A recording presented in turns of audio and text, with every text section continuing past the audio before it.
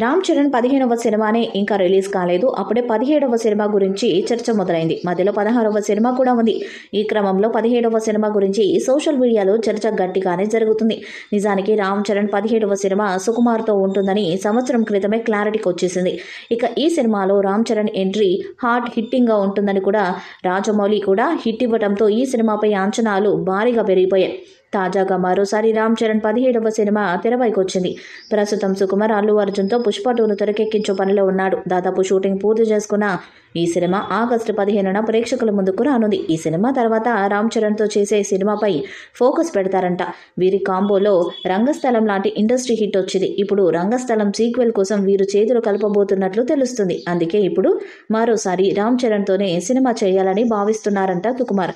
August వరకు game changer movie కూడా అయిపోతుంది. కాబట్టి అక్టోబర్ నుంచి సినిమా ప్రీ ప్రొడక్షన్ వర్క్లోకి వెళ్ళిపోవాలని ఇద్దరు భావిస్తున్నారంట. ఇప్పటికే సాలిడ్ కథను సుకుమార్ రెడీ చేశారని కూడా సమాచారం. ఆ కథ రామ్ చరణ్కు బాగా నచ్చడంతో దాన్ని ఓకే చేసేసినట్టు తెలుస్తుంది.